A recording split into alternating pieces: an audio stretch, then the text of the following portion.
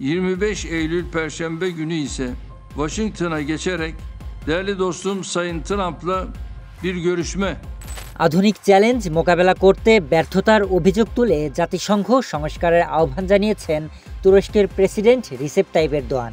জাতিসংঘ সাধারণ পরিষদে যোগদানের জন্য নিউ ইয়র্কের উদ্দেশ্যে রওনা হওয়ার আগে রোববার ইস্তাম্বুলে সাংবাদিকদের একথা জানান তিনি। এরদোয়ান বলেন, বর্তমান জাতিসংঘ কাঠামো ৮০ বছর আগের বাস্তবতার প্রতিফলন, যা এখনকার চাহিদা মেটাতে পুরোপুরি অক্ষম। নিরাপত্তা পরিষদে ভেটো ক্ষমতাসম্পন্ন দেশগুলোর উপর মানবিক সংকট সমাধানের দায়িত্ব ছেড়ে দেওয়ার কোনো যুক্তি নেই বলেও জানান তিনি। তুর্কি প্রেসিডেন্ট আরও জানান, তুরস্ক ১২ বছর আগে জাতিসংঘ সংস্কারের দাবি তুলেছিল। এমনকি সাম্প্রতিক সময়ে মহাসচিবও এই সংস্কারের জরুরি প্রয়োজনীয়তা সম্পর্কে খোলামেলা কথা বলতে শুরু করেছেন। তার দেশ সবসময় জাতিসংঘের সংস্কারের প্রচেষ্টাকে সমর্থন করেছে এবং তা অব্যাহত রাখবে।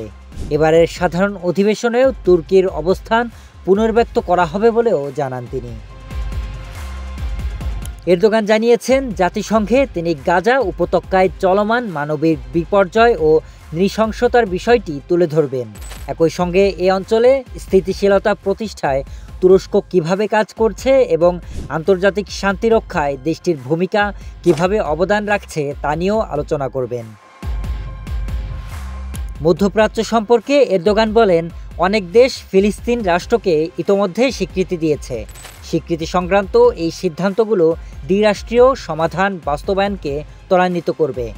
আগামী দিনেও আরও বেশ কয়েকটি রাষ্ট্র ফিলিস্তিনকে স্বীকৃতি দিবে, যা তাদের জন্য বিশেষভাবে সন্তোষজনক হবে। সেই সাথে সিরিয়াকে কখনোই একা ছেড়ে যাবেন না তুর্কিরা, এমন প্রত্যয়ও ব্যক্ত করেছেন Recep Tayyip Erdogan. Sharif Rahat, news desk, hello Bangla.